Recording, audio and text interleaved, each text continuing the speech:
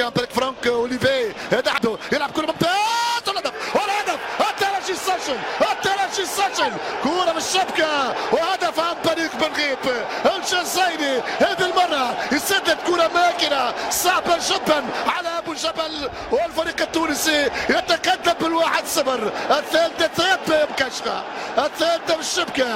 هذه المره رؤوف بن غيث يوقع على كره الاسبقيه. ترجي 1 الزمالك لا شيء. الترجي يتمكن من التسجيل.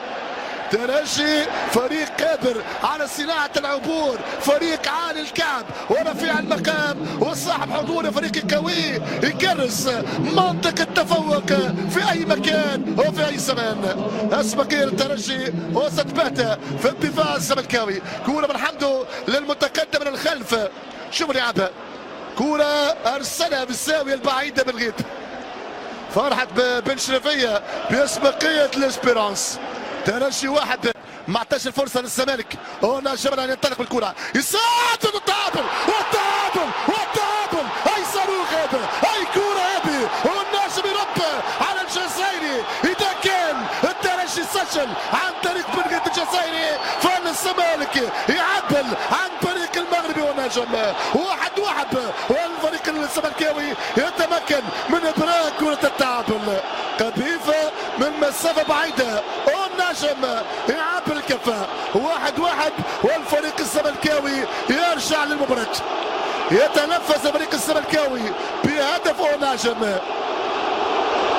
هدف التعبير بعد كرة مباغتة، بعد كرة صوبها في غاية الدقة والتركيز. شوف العادة كنترول، انتظر وسدد. زمالك هجمة سريعة في كرة خطيرة، والهدف الثاني الزمالك يسجل، الزمالك يسجل الهدف الثاني عن طريق زيزو يضع كرة في المرمى. وسط اعتراض من لاعبي الترجي، زيزو يسجل ثاني اهداف الزمالك. نقاش واعتراض من لاعبي الترجي، والحكم رضوان شيد الورقة الحمراء، سيشهر الورقة الحمراء المغربي. نقاش من لاعبي الترجي يطالبوا بخطأ، هدف يحتسب للزمالك، واعتراض من جانب الترجي. رضوان شيد الورقة الحمراء.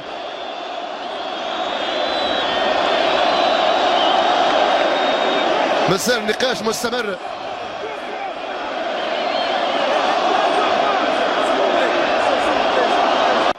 علاء محمود علاء في الشبكه، وثالث اهداف الزمالك. يضع كرة على يمين معاذ بن شرفية عكس اتجاه حارس مرمى الترجي. الزمالك 3 الترجي 1. 3-1 لصالح الفريق المصري.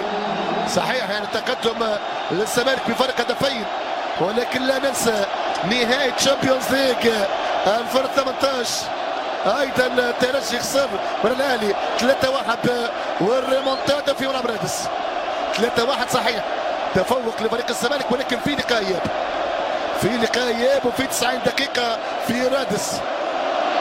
الزمالك 3-1 بيكرر الانتصار من جديد على الترجي. 3-1 في الدوحه، 3-1 في القاهره.